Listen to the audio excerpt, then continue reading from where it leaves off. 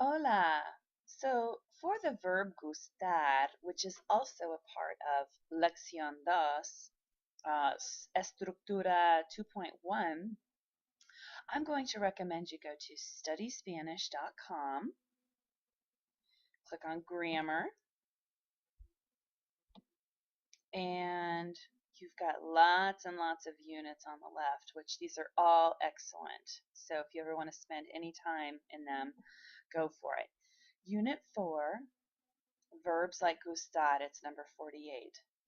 So I highly encourage you to get in here and do some of the exercises. But there's a lesson to read as well. So I'm going to take you through that, and I think it does a better job of explaining this verb. And remember, it works totally different than the other verbs that you're learning in this chapter. So everything you've learned about conjugating those, just leave it alone with those and learn something brand new with this. So basically what it's going to look like to say, I like the room, instead of saying gusto, right? Because normally for the yo form you would drop the AR and add an O. You're not going to work that way with this verb. So to say I like the room, it's actually me gusta el cuarto. We like the books. Nos gustan los libros.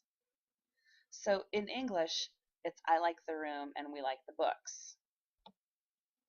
Examine the same sentences more closely. So I is the subject of the sentence, like is the verb, the room is the direct object that receives the action of the verb. We like the books. We is the subject, like is the verb, books is the direct object. In English, it is correct to construct a sentence that has the subject liking a direct object. In Spanish, this never occurs. In Spanish, a different construction is used. So English says, I like the room. Spanish is more literally going to say, the room is pleasing to me. So gustar, that verb gustar means to be pleasing. We like the books. Spanish literal translation is going to be, the books are pleasing to us.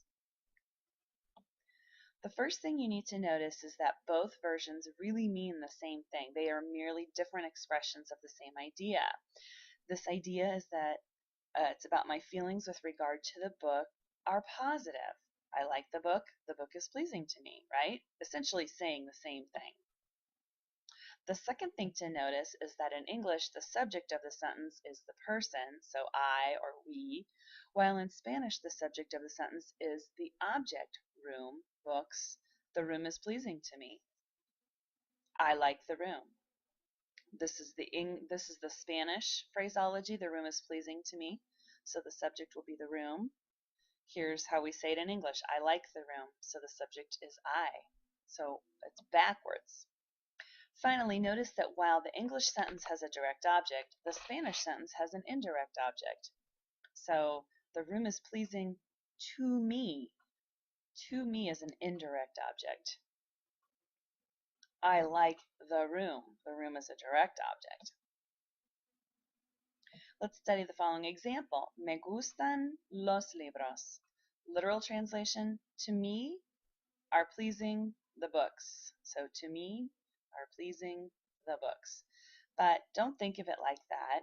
Word order is different in Spanish, and so you kind of have to put things back in a different order in your mind for it to make sense. Think of it as, I like the books. Notice that gustar is conjugated as gustan. Let me show that again. Gustan, and not gusto. A common mistake is to say, me gusto los libros, because people use what they've learned from the other AR verbs we're learning right now. This is incorrect because the subject of the sentence is los libros, even though it comes at the end. Remember, the verb is conjugated to agree with the subject of the sentence. Me gustan los libros. I like the books. The books are pleasing to me. Notice that the conjugation of gustar changes to gusta when the subject of the sentence is singular. So, me gusta el libro. I like the book. So it's one thing. So it's gusta. If this were libros, it would be gustan. So we have some examples down here of that. Me gusta el libro. I like the book. But down here, me gustan los libros. I like the books. Because books is plural, we're going to use gustan. Te gusta el libro. You like the book. Te gustan los libros. You like the books. Nos gusta el libro. We like the book. Nos gustan los libros. So, phrases to remember. Me gusta or me gustan both mean I like. Te gusta and te gustan both mean you like. Nos gusta, nos gustan both mean we like. Gusta or gustan change based on whether the object in the sentence is singular or plural. So again, subject is singular, use gusta. Me gusta el libro, te gusta el libro. Subject is plural, use gustan. Me gustan los libros, te gustan los libros. Remember, the indirect object pronoun is not the subject in the sentence. So we're not going to be changing these forms of gustar. They're either going to be gusta or gustan. So again, me gusta la casa for singular. Me gustan las casas for plural. I like. Te gusta el cuarto. Te gustan los cuartos. You like the room. You like the rooms. Le gusta la silla. Le gustan las sillas. Le is the word that you're going to use when you're expressing he likes or she likes or you formal. So he likes the chair, he likes the chairs. Nos gusta el hotel. We like the hotel. Nos gustan los hoteles. We like the hotels. Les gusta el reloj. Les is the pronoun that you'll use to express they like or y'all like, you plural. So, les gusta el reloj. Y'all like the watch. Les gustan los relojes. Y'all like the watches. Look more closely at le gusta la silla. It's impossible to tell whether this means he likes the chair, she likes the chair, or you formal like the chair. Because as I just told you, le can mean any of those. So for purposes of clarification, the sentence will often begin with a prepositional phrase that clarifies.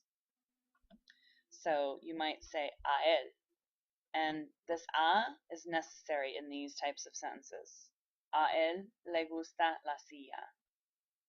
A Juan le gusta la silla. A ella le gusta la silla. A María le gusta la silla. A usted le gusta la silla. So this is how you add clarification as far as who likes the chair, since le gusta can mean he, she, or you formal. You can also use that prepositional phrase to add emphasis, even if it's not ambiguous. So, a Juan le gusta el café. So if somebody says, who likes coffee? Juan likes coffee. A Juan le gusta el café. Or, who likes tea? A mí me gusta el té. I like tea. In the first example, a Juan clarifies the ambiguous pronoun le. In the second example, there is no ambiguity. Me gusta el té can only mean I like tea. In this case, a mí adds emphasis, drawing attention to the fact that tea is what I like, as contrasted with what Juan likes. Another way to look at it, Juan likes coffee. Me, I like tea. A Juan le gusta el café. A mí me gusta el té. Don't worry about these extra verbs that are here. They work like gustar, but we need to just learn gustar for now. Okay, so my suggestion to you after you've worked through that lesson again on your own is go back up into verbs like gustar. You can take the basic quiz. You can do the mini test. And I believe the oral is available to you for free as well. There's some of these that are only available as premium content. So definitely get in here and practice. Again, it's studyspanish.com, Unit 4, 48, verbs like gustar.